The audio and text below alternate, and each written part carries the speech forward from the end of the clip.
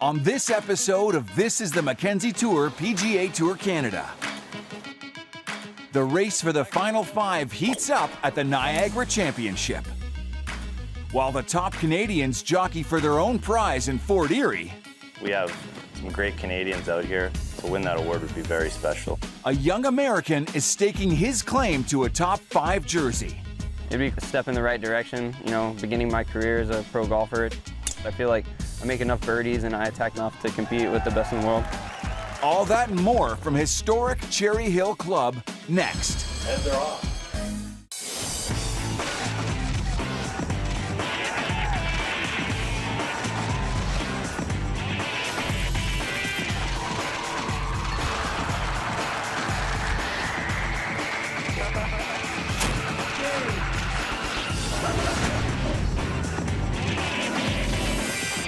This is the Mackenzie Tour PGA Tour Canada. Fort Erie, Ontario, a city just west of the Great Niagara Falls, hosted the Mackenzie Tour PGA Tour Canada for a brand new event, the Niagara Championship. This tournament was a late addition to the schedule, filling the opening created by the cancellation of the Syncrude Boreal Open presented by Akon due to the fires in Fort McMurray. Incredibly, Cherry Hill Club stepped in and turned the event around in just 5 weeks' time. But this isn't the first time golf has come to the region. Play all right. Quick, march!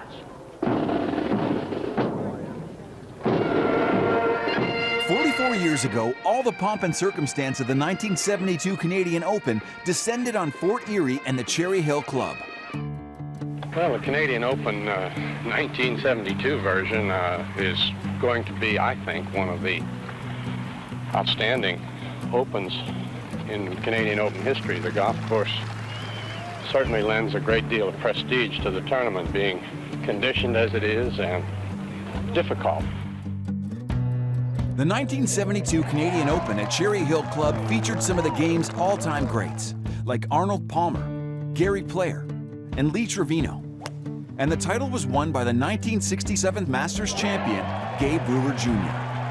But the real star was Cherry Hill Club.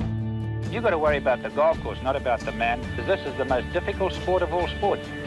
So I think it's going to be a very exciting tournament. And the storied Cherry Hill Club is still shining today. At just over 7,000 yards, the par 71 Walter J. Travis Classic design is a true test of golf. It's incredible. The green complexes are magnificent. There's so many pin placements. There's just so many things they can do with the pins to make the golf course play however they want it to. They can make it play extremely difficult. They can make it play very gettable. I think it's beautiful. I think it's an old traditional country club. It's demanding off the tee. The greens are extremely difficult. They're fast. You've got to position your approach shots properly on them. It's spectacular. I think it'll be, among the favorites of the players for the year. Considering we got this event in like 5 weeks, I think it's pretty spectacular. It's been a while since we've held a major championship like this, and we're very fortunate to have a wonderful golf course. Been one of the best facilities in Western New York, Niagara Peninsula for a very long time. The club was all developed from Buffalo families. They had family cottages on the North Shore of Lake Erie, and it's grown. It's just really fun to play, and you got to think. You can lay up, you can hit driver, there's a lot of options, and it's going to be a great 4 days of golf. It's really going to be neat this week to play a golf course with bunkering as good as this place has. I mean, every hole is unique, and you step up to each tee shot, and you have to hit a good shot. So it's a special place. For the first time in over 4 decades, tour golf returned to Cherry Hill Club, and in record-breaking fashion, as the Mackenzie Tour PGA Tour Canada teed it up in the first round of the Niagara Championship. California's Manav Shah made an early move, posting 7 birdies and an eagle to just 2 bogeys on day 1 for a 7-under 64. Kept it pretty simple. The wind how it was today is pretty easy to make things way too complicated. I was able just to stay in the present and just hit one golf shot at a time. The 24-year-old UCLA grad missed most of the 2015 season with a broken hand, but earned status with a top 10 finish at Q School this spring. Michigan's Wes Gates also made a move in round 1, managing 7 birdies and a bogey for a 6-under 65 to climb into a tie for 4th alongside Michael Miller and David Pastore. In just his 12th career start on the Mackenzie Tour, Pastore posted 7 birdies to 1 bogey for an opening 65. But it was Texas's Paul McConnell who set the new competitive course record, finishing with a nice up and down for birdie for an opening round 8 under 63. After the break, I got the 1 horse to win. Do it, 1. My horse is dominating. we're off to the races with Michael Letzig and J.D. Tomlinson as they hit the Fort Erie racetrack. And then it's second round action for the Niagara Championship at Cherry Hill Club, when this is the Mackenzie Tour PGA Tour Canada returns. This is the Mackenzie Tour PGA Tour Canada. Just about 14 kilometers from famed Cherry Hill Club sits another historic landmark. The Fort Erie racetrack was built by the Fort Erie Jockey Club and inaugurated in 1897. And before competition began, Mackenzie Tour PGA Tour Canada pros Michael Letzig and J.D. Tomlinson stopped by the track to watch the ponies run. And then 6 on the number 6 to place. Okay, so I got number 1 to win. Number 1 to win. Or first or second for number 6. Since 1959, the Prince of Wales Stakes has been Fort Erie's premier race. The second jewel in Canada's Triple Crown features the nation's top 3-year-olds. But on this beautiful Tuesday afternoon in September, the boys visited for the race experience and a good time.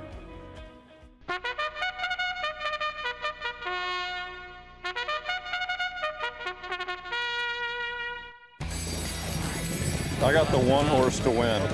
Do it, 1. My horse is dominating. Come on, 1! Come on, 1!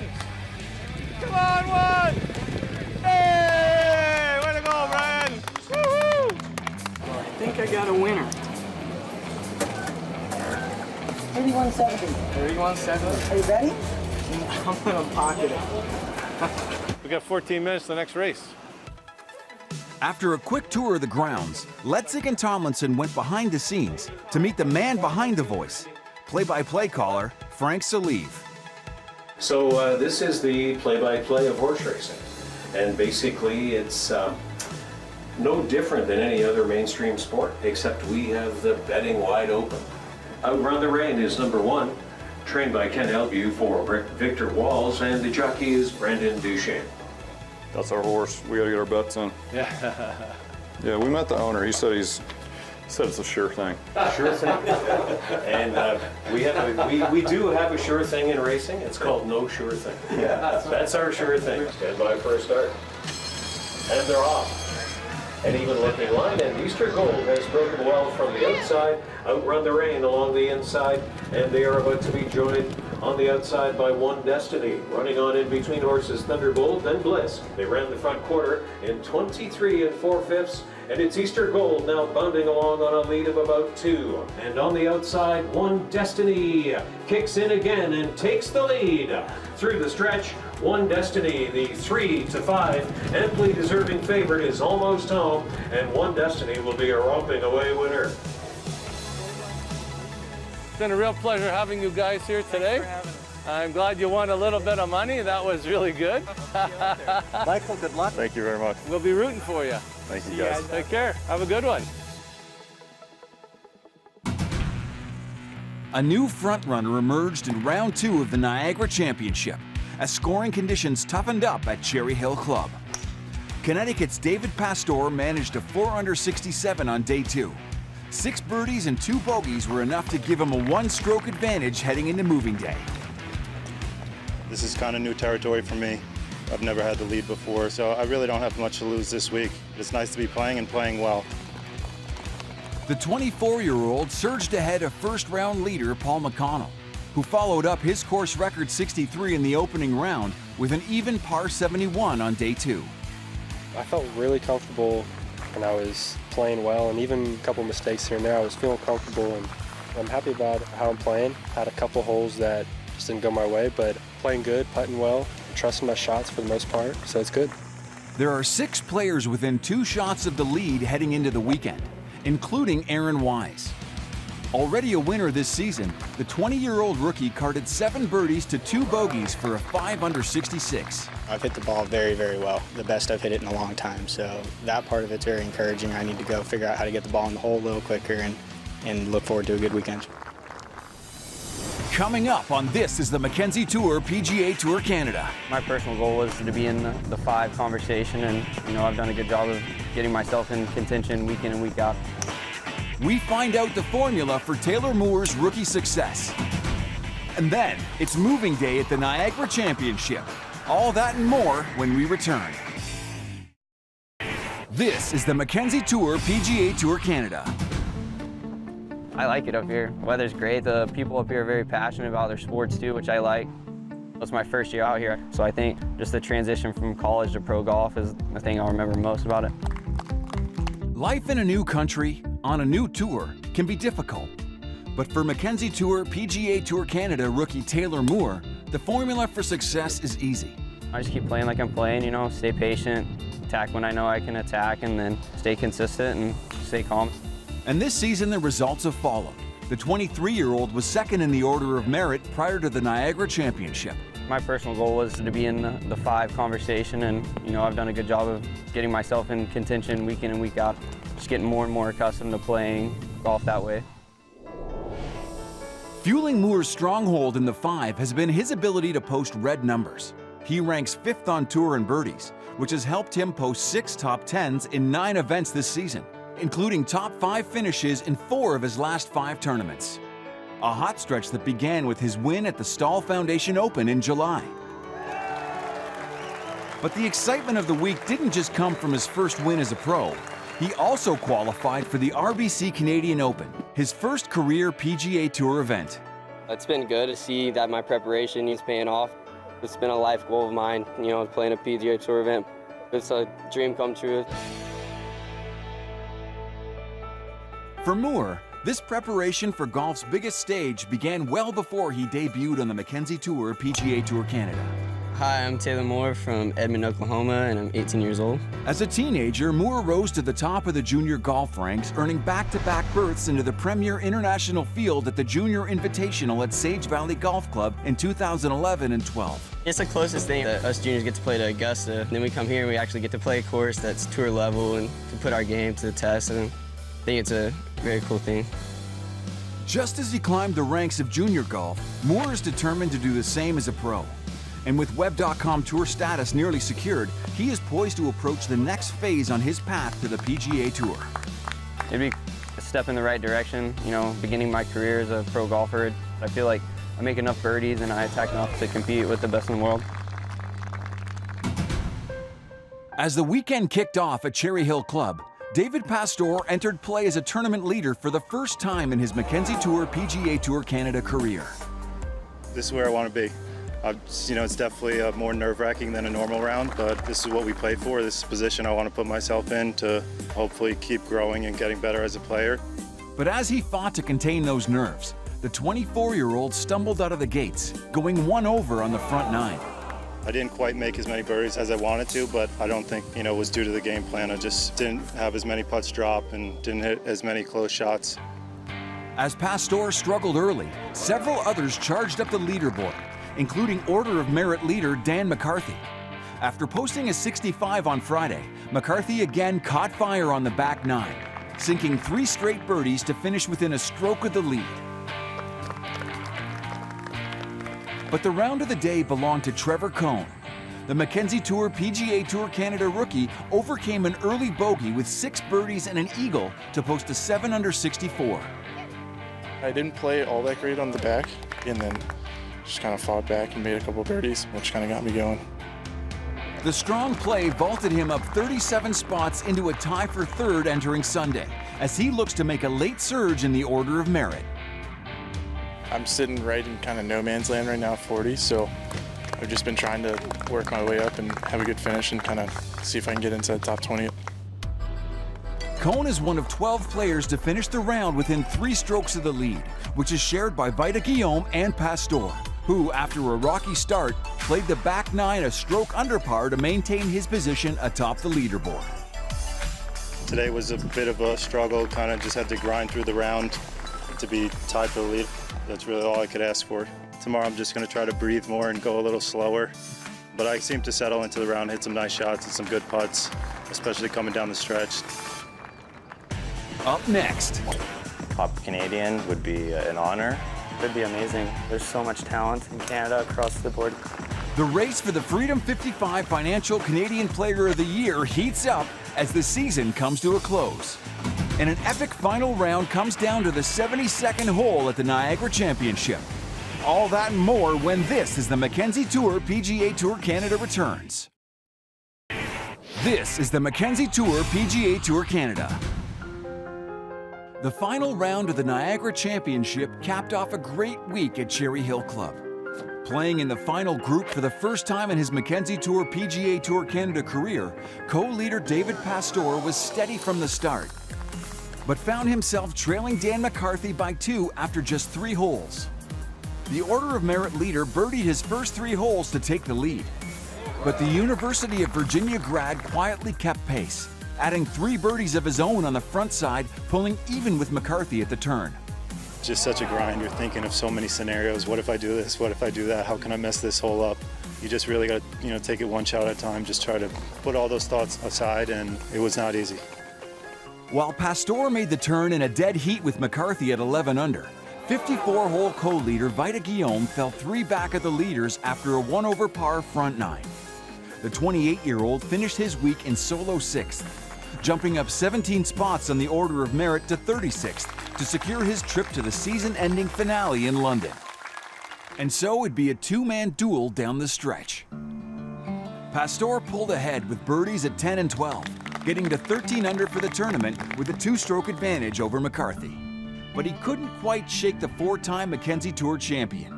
McCarthy rolled in a testy 18-footer for birdie at the par 5 18th to post the clubhouse lead and tie Pastore at -13. That was a really, really greasy little putt. If that didn't go in, it was about 12 feet by, and I didn't hit it that hard. I just barely got it over the slope. It was all or nothing at that point. I had nothing to lose, so I was trying to put some pressure on him. I got to 18T, and I wanted to know where he was, and I'd heard he birdied, so he wasn't going to make it easy on me. I wanted to give myself a putt to par 5, a tough driving hole, and figured if I hit 2 solid 3-woods, I could get it up around the green, give myself a putt for birdie, and if I miss, go to playoff. Pastore executed the first 2 parts of his plan to perfection, leaving himself with a routine chip shot on the 72nd hole. The 24-year-old from Greenwich, Connecticut, was just 5 feet from his first professional victory. I gave myself that putt that I wanted, and that be went in. I felt like it was around the corner. There were really no signs to kind of, point to this week. I'm still in shock. With the win, Pastore moves from 143rd on the Order of Merit to 13th. In golf, rarely do you kind of, know what you have to do and do it under the pressure. I felt like that's what I did today, and that's why it's so satisfying. And while Dan McCarthy didn't net his 5th title of the year, he did cement his position atop the Order of Merit with the all-time earnings record on the Mackenzie Tour. The goal at the beginning of the year is top 5. It's hard to expect yourself to go out and win the money list. It's really, really nice to go into the Tour Championship and have a relaxed week and just have some fun. Dan McCarthy may have locked down the #1 position, but there's plenty left to play for. Aaron Wise maintained his position at number 5 with a top 15 finish in Fort Erie. He gained ground on Adam Cornelsen, trailing him by just $4,000. Taylor Moore is steady at the number 3 spot with a T46 finish this week, sticking close to Brock Mackenzie in the number 2 position. Mackenzie earned a T3 finish at the Niagara Championship, but was bested by Dan McCarthy, whose solo second guarantees him a fully exempt trip to the Web.com Tour next season.